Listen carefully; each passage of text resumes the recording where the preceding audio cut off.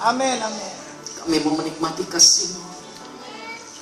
Kami mau menikmati anugerah-Mu yang telah Kau berikan kepada kami, Bapa. Bahkan kami juga mau menikmati kuasa kasih-Mu yang telah Kau berikan kepada kami, Bapa. Terima kasih, Tuhan. Pada waktu hamba-Mu berbicara, biarlah kata-kata yang keluar dari Yang Maha Tinggi urapi hamba-Mu ini, Tuhan. Sehingga perkataan-perkataan yang berkuasa daripada-Mu, Tuhan, untuk mengubahkan kehidupan kami. Amin. Mengubahkan dalam pelayanan kami, Tuhan. Amin. Bahkan mengubahkan cara pikir kami, Bapak. Terima kasih, Bapak.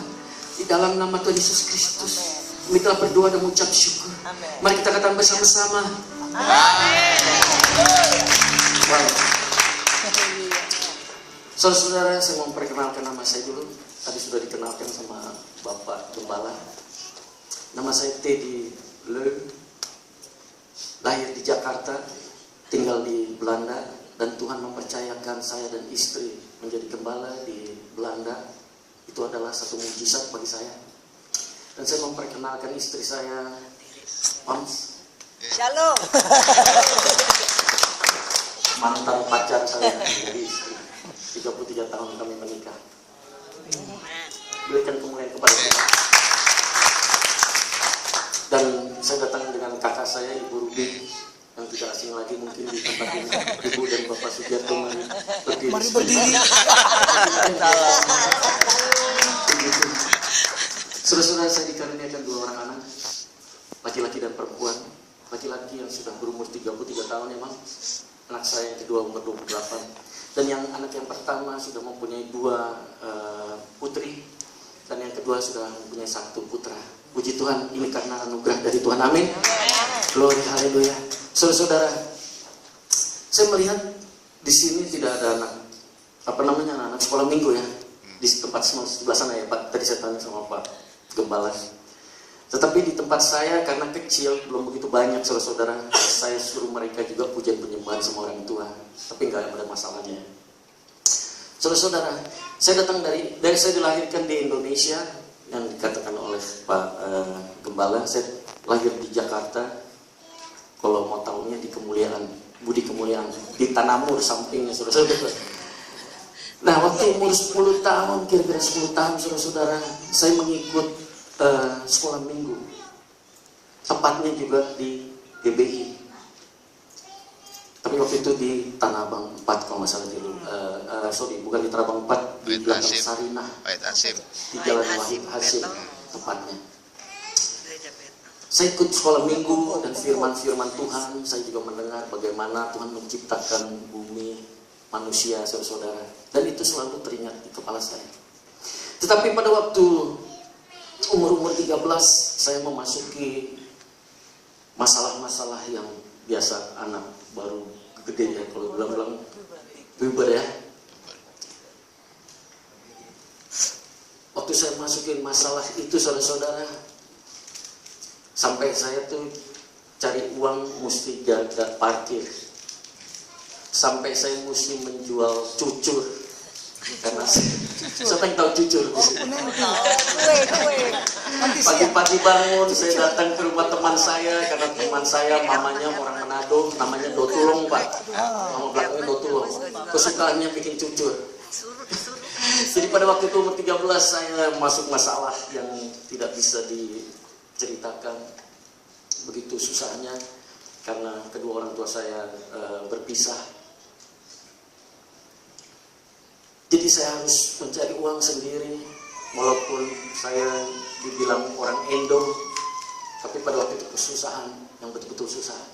Akhirnya saya jual cucur saudara-saudara dari Tanah Abang 4 pergi ke lapangan Banteng. Saya taruh cucur saya kira-kira 100 biji ke ibu-ibu, dititipkan, terus saya pulang. Daripada saya nunggu habisnya cucur itu, saya jadi kondektur dari bus itu saudara-saudara. Jadi Banteng, Tanah Abang, Banteng, terus begitu saja saudara-saudara. Akhirnya tahun 79 kira-kira umur 19 ya Bang. 18, 79 betul, saya lahir tahun 61. Saya menikah dengan istri saya. Istri saya sebetulnya orang Islam. Jadi pada waktu saya mau menikah, saya juga mesti harus masuk Islam saudara. Dan pada waktu itu saya mengikuti 5 waktu, saya doa, saya puasa. Pokoknya saya jungkar balik, jungkir balik 5 kali satu hari, saudara-saudara. Saya mengikuti tahun 79 itu. Tahun 81 ibu saya waktu itu tahun 78 berangkat ke Belanda, tahun 81 dia kembali. Dan waktu kembalinya dia katakan mau ikut ke Belanda. Saya bilang, wah daripada saya di Indonesia terus hidup nggak karuan, saudara-saudara. Karena waktu saya di Jakarta survive ya. Saya menyelesaikan SMP saya. Sesudah itu saya menjadi orang yang jadi tukang parkir, jadi chauffeur, jadi kondektur. Jadi saya pokoknya hidup betul-betul susah di waktu Jakarta. Bahkan saya juga sebagai pecandu ganja pada waktu itu. Di tahun 81 saya pikir saya ingin ubah kehidupan saya. Jadi waktu tahun 81 saya masuk di Belanda. Begitu saya masuk di Belanda, saudara-saudara, semuanya tuh boleh, serba boleh, bebas sekali. Kalau di sini kan nggak boleh ini, nggak boleh itu, benar kan? Ngeganja di luar gitu nggak boleh kan? Di sana boleh, saudara-saudara. Sampai di bus saya mengganja boleh. Bahkan dijual di sana. Kalau kita masuk di kafe disodorkan menu. Nah menunya itu bukan es teler atau es ini hangus. Kita bisa dikasih ganja Aceh, ganja Suriname, di sebelah situ. Jadi saya pikir wah bebas sekali saya pakai itu ganja. Sesudah itu tahun 81 istri saya masuk di Belanda tahun 82 emang. 81 November, terus istri saya tinggal di sana. Akhirnya terus saya pikir saya akan bekerja, tidak mungkin saya terus-terusan minum ganja ya saudara.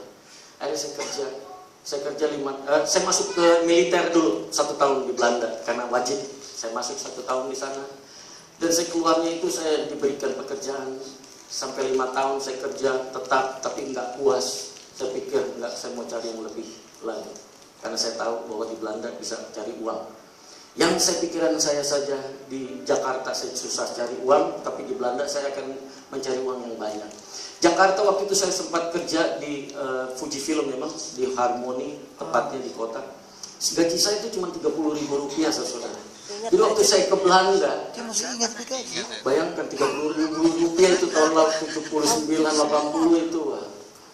Jadi waktu saya masuk di Belanda, gaji saya itu udah 1 minggu 400 gulden. 400 gulden itu dikalikan dengan rupiah banyak ya saudara-saudara. Itu minggu per minggu. Jadi saya pikir wah ini gampang cari duit terus. Dapat duit saudara. Saya kerja. Saya jadi disc jockey, DJ, tahu disc jockey? Di restoran cuci piring saudara-saudara. Cuci piring, bukan menjadi DJ yang di diskotik, tapi cuci piring di restoran saudara-saudara. Tapi saya cuma lihat uangnya. Nah, tahun demi tahun masuk tahun 96. Tapi perjalanan dari saya bertobat tahun 85, saya dibaptis sama istri saya. Tadi kan saya katakan waktu saya menikah, istri muslim kok. Tapi tahun 85 mujizat Tuhan, saya dibaptis karena kita kembali lagi masuk di dalam Yesus Kristus Tuhan. Mungkin istri saya bisa kesaksian sebentar. Nanti dulu. Nanti aja. Yang lebih dalam lagi. Jadi tahun 85 kita bertobat saudara-saudara. Dibaptis saya. Waktu habis dibaptis saudara-saudara. Di Belanda tuh kita mesti nyari teman rohani. Kalau enggak ada yang datang saudara-saudara. Jadi istri saya nyari teman rohani, saya nyari teman rohana saudara-saudara. Jadi pada waktu habis saya dibaptis kira-kira tahun 86-87 saya masuk di dalam masalah lagi mengenai tentang alkohol, judi, bahkan drugs. Bukan drugs yang biasa saja, tapi sudah kokain, heroinnya, dimana? Cuman nyuntik aja yang saya belum. Nah waktu itu saya pikir-pikir, kok saya kerja-kerja kok nggak bisa kaya-kaya ya saudara-saudara ya. Jadi tahun 96 kedatangan teman saya dari Indonesia, dia katakan begini, lu ngapain kerja lama-lama di Belanda, lu bagus balik cepet-cepet ke Indonesia. Saya bilang bagaimana saya kerja di Indonesia, saya bilang gitu, saya nggak ada kerjaan di sana. Kalau mau, saya ada modal ya. Modal apa? Uang. Dia memang bawa uang 200.000 Singapura dolar. 200.000 Singapura dolar. Banyak saudara-saudara. Kira-kira 1 koper begitu. Terus dia bilang begini, coba tolong cari ekstasi. Pada waktu itu memang saya juga kecanduan ekstasi. Dan ekstasi itu sangat murah harganya di sana. Harganya cuma 25 sen gulden. Nah kalau dikirakan di Belanda, di Indonesia kira-kira harganya cuma hanya waktu itu 1 gulden adalah 14.000 rupiah. 4.500 ya kalau saya 4.500. Nah bagi 4 aja kira-kira cuma 1.100-1.200 rupiah. Tetapi pada waktu itu, waktu saya menjual ekstasi di Jakarta, cuma harga 100.000. Jadi saya pikir, wow, ini bisnis besar. Dan saya lakukan itu, kira-kira minggu, bulan, sampai berbulan, kira-kira 8 bulan lamanya saya menjual itu. Sudah senilai 2 juta pil yang saya jual. Berarti keuntungan saya banyak sekali ya saudara-saudara. Sampai istri saya sendiri nggak tahu. Memang itu rahasia untuk saya hanya sama Tuhan aja yang tahu. Dan pada waktu itu sudah 2 juta saya banyak uang. Saya cuma berpikir ngapain saya mesti mondar mandir Jakarta, risiko banyak Pak. Saya berpikir begini, saya akan membangun satu laboratorium. Tepatnya waktu itu saya milih tempat di Sukabumi. Saya membeli mesin cetakan, itu juga harganya juga tidak murah. Dan bahan-bahan kimia yang saya beli, yang saya kirim dari Belanda ke Jakarta itu juga tidak murah. Hasil yang saya untung dari penjualan itu saya belikan barang-barang itu saudara-saudara. Nah pada waktu itu saya kirim ke Jakarta, tapi saya sudah ada teman satu profesor yang akan membuat tablet ini, orang Afrika dan tinggalnya di Belgia pada waktu itu. Jadi saya pikir kalau saya mempunyai satu laboratorium yang bisa menghasilkan satu hari 200.000 butir. Saya cuma pikir dalam 4 bulan saya sudah bisa mempunyai 4-5 hotel. Benar? Karena begitu untungnya. Nah pada waktu itu udah rencana saya semua. Saya sudah kirim barang-barang ke Jakarta. Akhirnya saya masuk tahun 96, tepatnya bulan Juli di Jakarta. Saya membawa 16.000 butir. Saya pikir ini 16 butir juga kalau di badan saya. Waktu saya jual saya bisa dapat